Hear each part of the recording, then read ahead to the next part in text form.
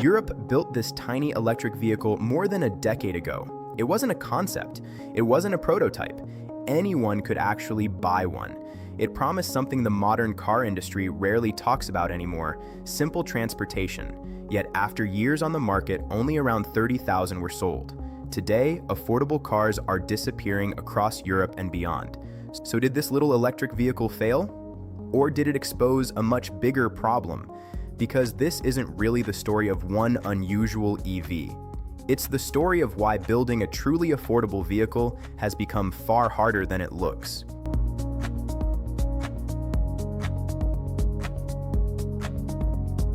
The tiny EV that didn't want to be a car.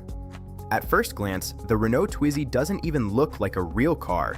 Its wheels sit completely outside the body. The doors, if you ordered them at all, swing upward like a tiny supercar. The driver sits almost in the center, with the passenger directly behind. Everything about it feels unusual. But the biggest surprise isn't how it looks.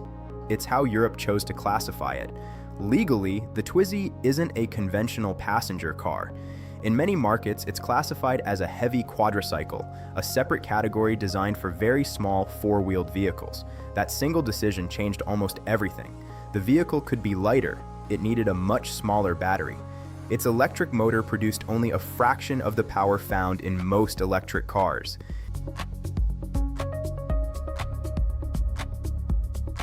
Instead of trying to replace every vehicle in your driveway, Renault gave the Twizy a far simpler mission. Drive across town, pick up groceries, visit friends, commute a few miles to work, charge at home, repeat tomorrow. It wasn't designed for cross-country road trips. It wasn't designed to tow a trailer. It wasn't designed to compete with family SUVs. It was built for one simple question: how much vehicle does everyday life actually require?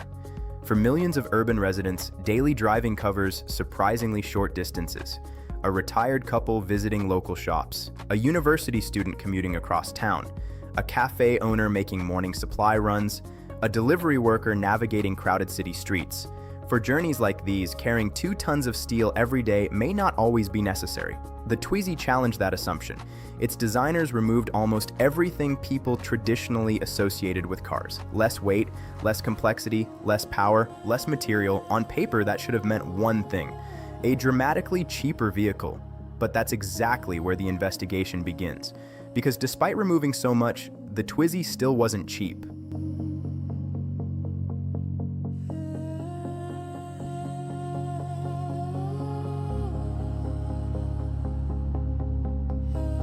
Why a tiny car still cost more than expected? When the Renault Twizy first went on sale in 2012, its headline price looked surprisingly attractive. In the UK, buyers could purchase the vehicle for roughly £7,000. But there was an important detail. The battery wasn't included. Instead, customers paid a monthly battery lease, adding an ongoing cost to ownership. Years later, Renault abandoned that system and sold the battery together with the vehicle. The result? The purchase price climbed to roughly £12,000 to £13,000, depending on the version. For something smaller than many golf carts, that raised an obvious question. Where was the money going? Here's what made the story even stranger. For roughly the same money, buyers could purchase a much more practical small hatchback with 4 doors, a roof, heating, and enough space for a family. The Twizy wasn't competing against luxury cars. It was competing against ordinary cars that simply did more. That immediately changed the value equation. The answer, however, turned out to be far more complicated than simply counting parts. A smaller vehicle doesn't automatically cost much less to develop. Engineers still had to design an entirely new platform. The battery still required sophisticated electronics and thermal management.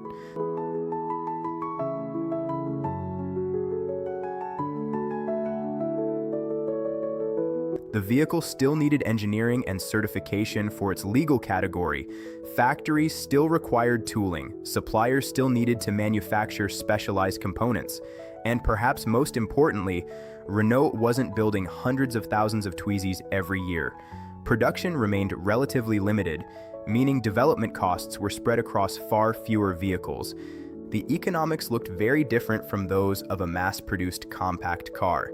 In other words, building a simple vehicle wasn't necessarily the expensive part. Building it at a price ordinary buyers expected, that was the real challenge. For a family looking for an affordable second vehicle, the numbers no longer looked quite so simple. The Twizy had removed many luxury features, but it hadn't escaped the financial reality of modern vehicle production. And that raises an even bigger question. If Europe's simplest electric vehicle still struggled to become truly affordable, did anyone ever manage to solve that puzzle? The next answer wouldn't come from Renault, it would come from another tiny vehicle that looked even stranger and quietly changed the conversation. Europe tried again.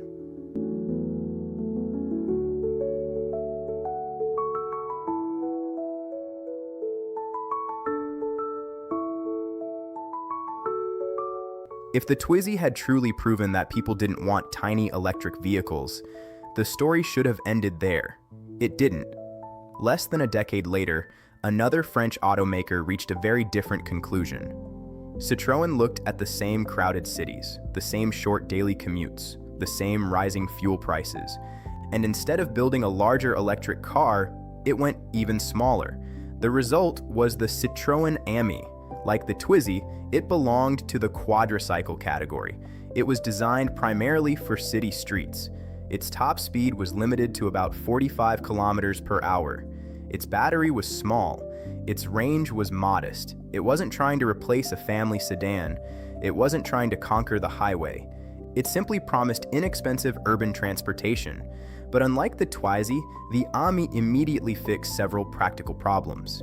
It had fully enclosed doors, a roof that kept out the rain, large windows, a cabin that felt more like a tiny car than an exposed scooter. Just as importantly, its starting price in many European markets was around 6,000 euros to 8,000 euros, depending on incentives and local programs.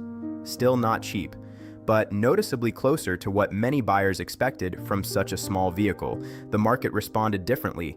The Ami became a surprisingly common sight in several European cities. Soon after, Fiat introduced the Topolino. Underneath the playful styling, it shared much of the same platform and engineering philosophy.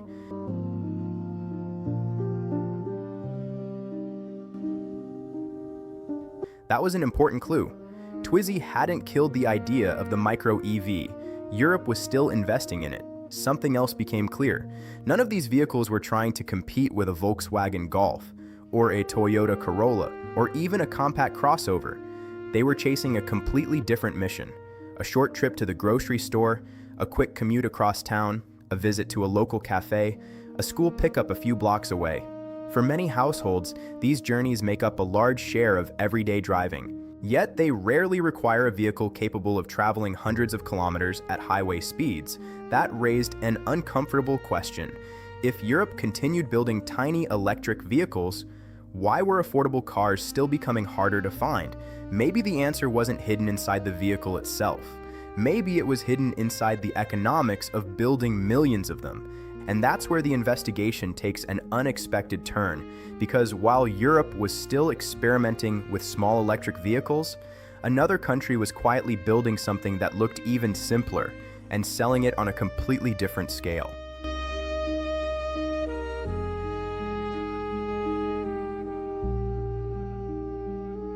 China solved a different problem. When the Wuling Hongguang Mini EV arrived in China in 2020, many people outside the country dismissed it almost immediately. It was tiny. Its top speed was modest. Its battery was small. Its equipment list was basic. To many observers, it didn't even look like a real car. Then they noticed the price. Around $5,000 for early entry-level versions. That number alone transformed the conversation. Not because it was the cheapest electric vehicle ever built, but because it forced a new question. How could a road-going electric vehicle cost so much less than almost every competitor? The answer wasn't simply cheaper labor. China had spent years building one of the world's largest electric vehicle supply chains. Battery manufacturers, motor suppliers, electronics companies, component factories, vehicle assembly plants. Many operated within the same industrial ecosystem. Production volumes climbed into the hundreds of thousands, and eventually into the millions. Every additional vehicle helped spread development costs across a much larger customer base.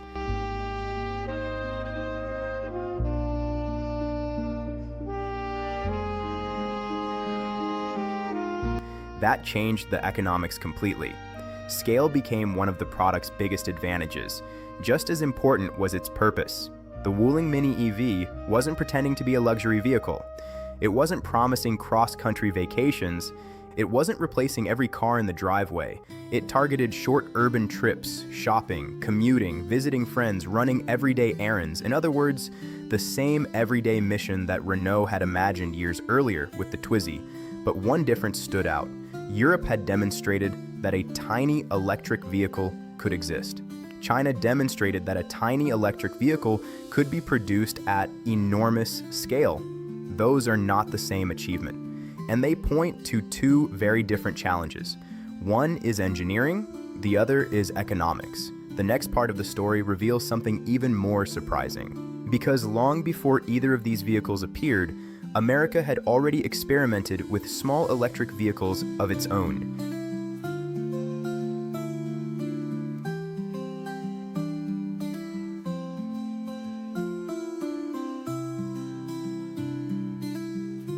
America had tiny EVs before anyone expected. If China's tiny EV proved that low-cost electric transportation could be produced at scale, what about the United States? Surprisingly, America wasn't late to the idea. In fact, small electric vehicles had already been quietly driving around American neighborhoods for years. They simply weren't called cars. Many belonged to a category known as neighborhood electric vehicles, or NEVs. Others were built by companies like GEM, first introduced in the late 1990s. They were electric, compact, easy to drive, cheap to operate, designed for short trips. On paper, they sounded remarkably similar to the Twizy, but there was one major difference. They weren't designed to replace your car. They were designed to avoid becoming one. Federal rules limited their maximum speed to around 25 miles per hour. Most states restricted where they could legally drive. They worked well inside retirement communities, university campuses, resorts, industrial parks, small beach towns. But once traffic began moving at normal road speeds, their usefulness quickly disappeared. The technology wasn't stopping them, the rules were.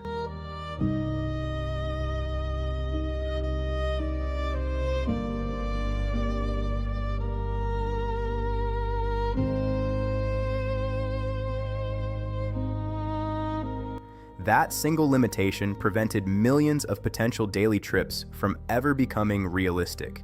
The irony is difficult to ignore. America had affordable electric transportation. Europe had affordable sized electric transportation. China had affordable large-scale electric transportation. Yet none of them solved exactly the same problem. Each system optimized for something different. Europe focused on urban design. America focused on safety categories and local mobility. China focused on manufacturing scale and cost efficiency. The result was three completely different versions of what looked like the same idea. And that explains why comparing their prices alone tells only part of the story. Imagine two vehicles with nearly identical batteries, similar motors, similar range. One costs $5,000. The other costs more than twice that amount. The difference isn't always inside the vehicle. Sometimes it's inside the system that built it.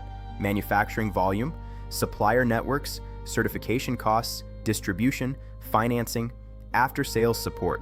Every layer quietly adds cost long before the customer ever turns the key. Or, in this case, presses the start button, which raises the biggest question of the entire investigation.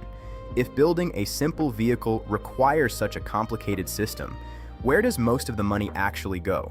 Because the answer isn't hidden inside the battery. It's hidden inside everything surrounding it.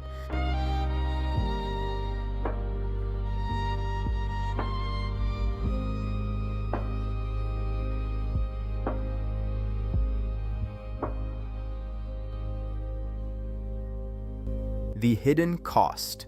Nobody sees, most people assume that making a vehicle smaller automatically makes it cheaper.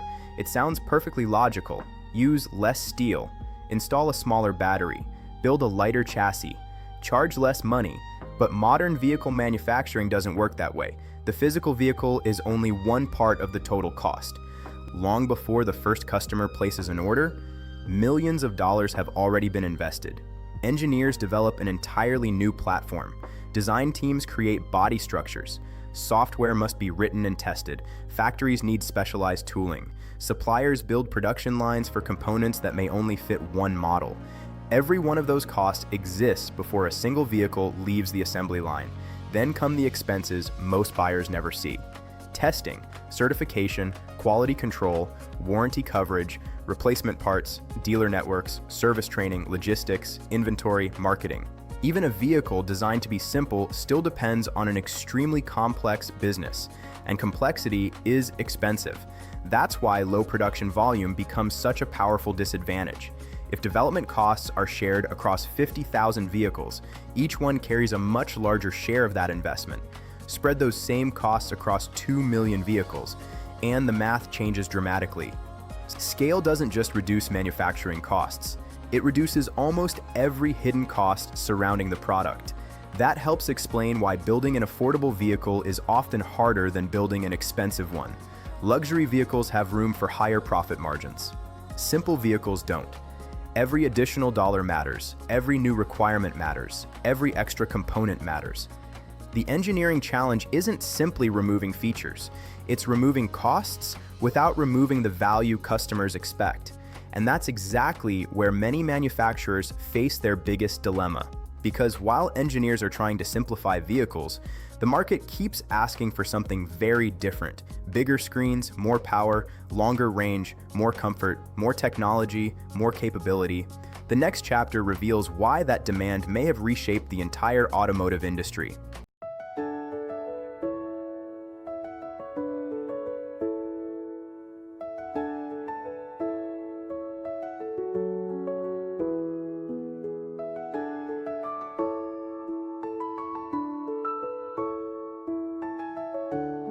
Why bigger cars? Keep winning. At first, the answer seems obvious. People simply want bigger vehicles, more space, more comfort, more technology, more capability. But the reality is more complicated. Consumer preferences certainly matter, yet manufacturers also respond to economics. Building a vehicle requires enormous investment. If two models cost a similar amount to engineer, the one with the higher profit margin often becomes the better business decision. Over time, that changes what companies choose to build. Look at what has happened across many markets over the past 2 decades. Small hatchbacks have gradually disappeared. Compact sedans have become less common. Meanwhile, crossovers and SUVs continue to dominate new vehicle launches. They offer more features, higher prices, and, in many cases, stronger returns for manufacturers. None of that automatically means consumers made the wrong choice. Larger vehicles solve real problems for many families. But it also means buyers looking for the simplest possible transportation often have fewer options than before. The market gradually shifted toward vehicles that could do almost everything, even if many owners only needed them to do one thing. That creates a surprising paradox. Modern vehicles have never been more capable. Yet for some households, basic transportation has never felt more difficult to afford. The challenge isn't only the purchase price. Insurance has become more expensive. Repairs often require specialized electronics. Replacement parts can cost far more than they once did. Advanced driver assistance systems improve safety in many situations, but they can also increase repair complexity after relatively minor collisions. Each improvement may provide real benefits. Together, they also contribute to a product that becomes more expensive to build, maintain, and replace. Suddenly, the question changes. It isn't simply, why don't manufacturers build more tiny cars? It becomes, can a truly simple vehicle still survive inside a market built around increasingly complex ones?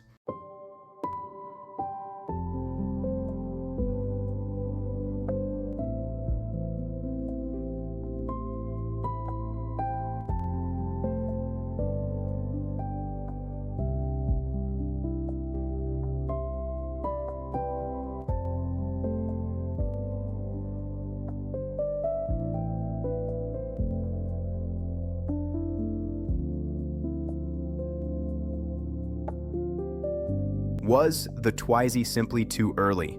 Looking back, the Twizy almost feels like a product from the future, released before the future arrived. In 2012, electric vehicles were still a niche market. Public charging networks were limited. Battery technology was far more expensive than it is today. Many people still viewed electric mobility as an experiment. The Twizy asked buyers to accept an entirely different way of thinking about transportation. Not everyone was ready.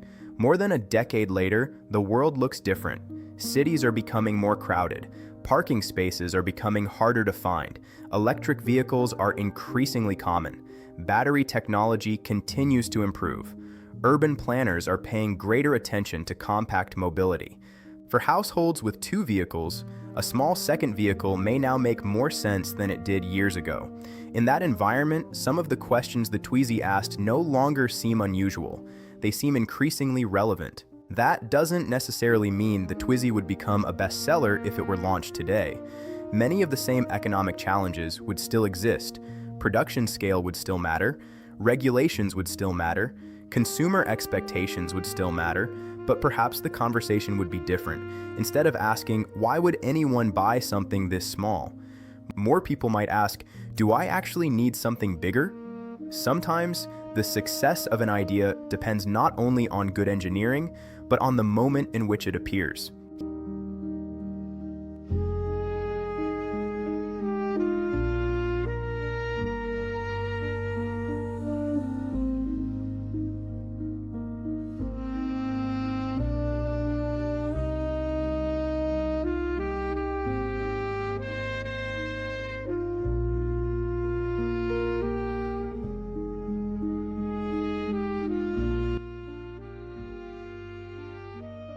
Key bigger story behind one tiny EV.